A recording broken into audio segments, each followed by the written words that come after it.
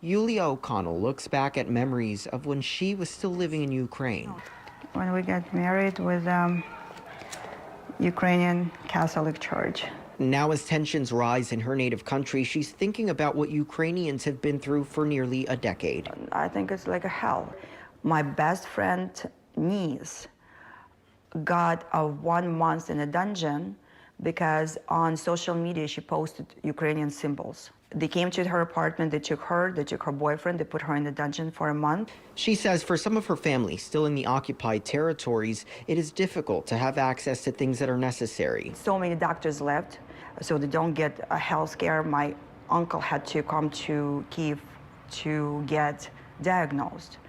O'Connell says close friends living in Ukraine are preparing for a possible invasion. There are civilians who are doing right now on training, like they're organizing to get military training, to get like training how to operate in the city if anything would happen. O'Connell, a proud Ukrainian, is doing what she can from New York to help her people. One of her efforts, English lessons on Zoom for Ukrainian teachers and military veterans. One of the guys, he says, I know where my wife and my kids will go, I know what village I'm gonna put them, and I'll go back to front line.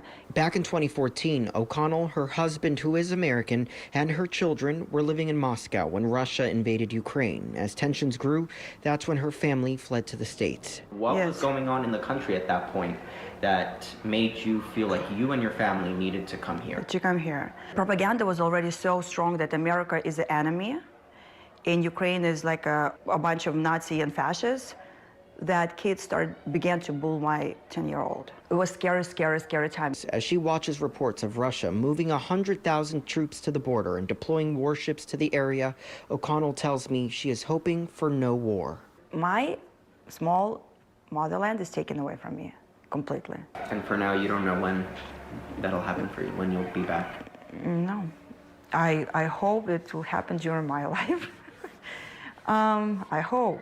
Arnold Davik, New York 1. The images on these pages help tell the stories created by Cuban-Colombian-American writer Julio Anta. With his works, he says he looks to lift the Latino community. I want Latinos to see themselves, to see authentic portrayals of themselves, to see aspirational and positive portrayals of themselves. He writes original graphic novels, as well as for well-known comic book franchises. He incorporates the Latino experience and issues faced by the community. One of his latest works is called Frontera. It's a supernatural borderland adventure story about a teenager named Mateo who is on his journey back home to the United States across the Sonoran Desert. And along the way, he meets the ghost of a migrant that died half a century ago. And now this ghost, named Guillermo, a teenager himself when he passed away, is helping Mateo on his journey to get back home to Arizona. His goal, to have more Latino representation not only in the pages, but in the industry as a whole. When Home came out, my first book, the day that it came out, I got multiple messages online from people that said that they had never seen themselves in these stories. And it was something that, for a moment, was really special to me. But then, the next minute made me realize that this is why I'm doing it, which is that it shouldn't be in 2021 that someone is reading for the first time a story that reflects their experience as a migrant in this country, as a Latino in this country. His words combine with the creations of artists like Jacoby Salcedo, who take his worlds and make the faces of the lives behind the adventures. For me, it's always important to work with artists who are Latino, artists who understand the culture, the diversity, the skin tones. I don't need to tell him what skin tones to use for, these Mexican-American characters of this specific background. He knows already. His next book, Si Se Puede, is going to be a nonfiction graphic novel. We cover Latino scientists and actors and actresses and activists and politicians. I think it shows a broader spectrum of what's possible. I think it allows kids and people of all ages who read it to see themselves and to dream a little bit. The book will be released on October 10th, available through his website, julioanta.com. He has other projects set to come out in the next few years, stories he hopes the Hispanic community will embrace. Arnold Davik, New York 1.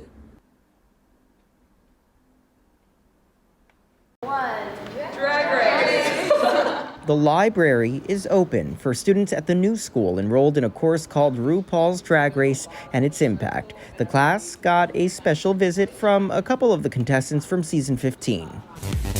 My name is Lux Noir London, and I'm the physical embodiment of the word superstar. My name is Jax, and I'm the Simone Biles of drag. If there can be an entire college class based around drag race and the history of drag and the impact that it's had on culture at large, I think that just goes to show how important it is in society. Lux Noir London and Jax traded the runway for the college auditorium during a recent discussion led by drag historian and professor of the course, Joe Jeffries.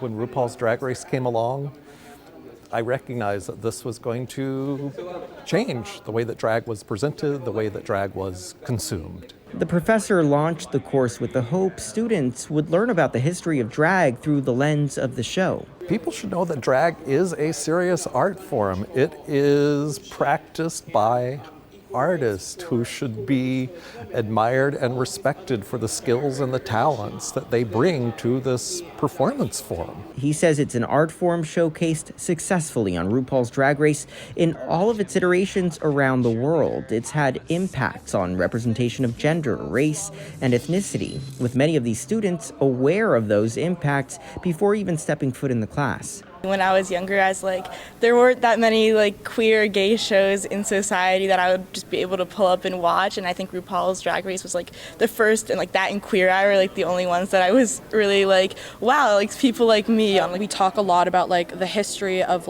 balls and drag and RuPaul in general, and we've just been learning a lot about things that aren't necessarily talked about a lot in the American school system. Young drag artists like Jax and Lux, now part of this cultural phenomenon, hope their story impacts other young people. So just being a young person of color, a young queer person of color, and what we're told that we can and cannot be from the get-go is so frustrating, and we just want to live our lives and our experiences and just keep pushing back against boundaries. If I can, just cultivate my own personal inner star and have it be shot out into the world for everybody to see, they can too, because we all have it in us. We just have to access it. Arnold Davik, New York One. Estos oficiales recibieron una orden específica hoy Take care of the customers that are there shopping. para proteger a los compradores de crímenes como este. Mira de cerca a este hombre, se acerca a la persona que tiene delante. La policía nos dice que está robando. Hemos visto un aumento en el crimen cuando tiene que ver con lugares comerciales. Estos oficiales son una pequeña parte de muchos en toda la ciudad que se pueden trasladar a los 5 distritos donde se los necesita. El Departamento de Policía de Nueva York dice que su enfoque ahora son las áreas comerciales populares donde los delincuentes clasificados como carteristas apuntan a sus víctimas. Ellos ven a su víctima y cuando tienen la oportunidad, ellos le quitan la cartera sin la víctima saber que se la quitaron. Estos oficiales caminan por la tercera avenida en la sección Melrose del Bronx, pero cualquier área con muchos compradores y tiendas como Dyckman en Manhattan pueden ser objetivos. La policía espera que su mayor presencia evite los carteristas, los huertos en tiendas y otras formas de robo. Este guardia de seguridad está contento por el esfuerzo. Vienen, roban mucho, tratan de llevarse las cosas de ahí, tengo que estar chequeando las cámaras. Los compradores dicen que las medidas adicionales son necesarias. Me siento muy insegura porque en realidad hay mucho loco en la calle. Sí me siento más segura que haya policía en la calle. La policía de Nueva York recordando a las personas que mantengan sus pertenencias seguras. Por ejemplo, mantenga seguros sus teléfonos y billeteras y cubra sus compras en sus carros. Alientan a los neoyorquinos a acercarse a oficiales como estos cuando los vean si necesitan ayuda. Y si crees que has sido una víctima, sin importar el valor de lo que te robaron, es importante reportarlo. No importa lo mínimo de su pérdida, porque si esta persona cometió ese crimen contra ellos, es muy posible que posiblemente lo está haciendo contra otra persona. Los oficiales de policía nos dicen que estos esfuerzos adicionales continuarán hasta principios de enero. En el Bronx, Arnold Davik, New York One Noticias. The bell on the train goes ding dong ding, ding dong ding. cantando canciones infantiles y leyendo un libro sobre el subway en el subway. Los padres junto con sus hijos pequeños realizaron un viaje para fomentar la lectura. Este grupo es de Inwood, por lo que abordaron un tren A en la estación de la calle Dykeman. Queremos que nuestros niños empiecen desde temprano a amar la lectura. El evento es para celebrar la Semana Nacional de Aprendizaje de Verano. El viaje fue coordinado por la organización sin fines de lucro Literacy Inc., que promueve la alfabetización temprana, proporcionando programas para niños de la infancia hasta los 5 años y recursos para padres. Este evento, llamado Lectura en los Rieles, llevó a los niños el martes hasta el Bajo Manhattan. Si estamos en el tren, ahí podemos leer. Si estamos en un laundromat, lavando la ropa. Ese es el mensaje que queremos llevarle a la familia hoy, que no importa dónde estemos, podemos aprender. Y el aprendizaje no solo se planeó para el viaje, sino también para su destino, One World Observatory. A más de 1,200 pies de altura, el canto y la lectura continuaron, incluso una visita especial del presidente del condado de Manhattan. Pero notará que este grupo es mucho más grande que con el que comenzamos. Eso se debe a que grupos de otros 7 vecindarios de alrededor de los 5 condados también viajaron al Bajo Manhattan. Que ellos aprendan más, tengan curiosidad y tengan deseos de conocer también otras culturas a través de la lectura.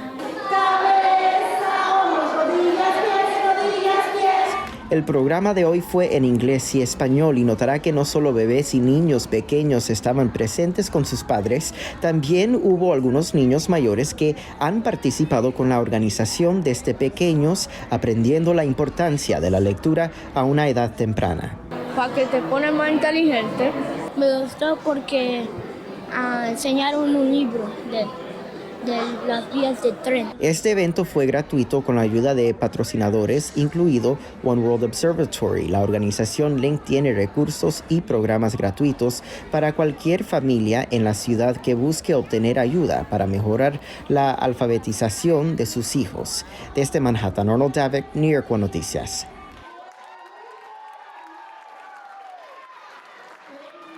Virtual reality arcade in the borough. Yup, that's me, screaming, because it feels like I'm plunging down the side of a building. But it wasn't real life. It was a virtual reality. It just completely surrounds you. Everything's full 3D stereoscopic. It really looks realistic in a certain sense. Kishore Dodi is the creator and founder of VR Bar in Dumbo, a virtual reality arcade. Starting as a small pop-up in Park Slope, it became more popular, expanding to this space with a dozen VR stations offering more than 30 different virtual worlds, some of which I dove into myself. I put on the headset. Oh wow. Grab the controllers. Not only do you have a trigger and a joystick here, but they actually sense all your fingers, and it knows how tight you're gripping these and where all your fingers are. And I'm ready to go.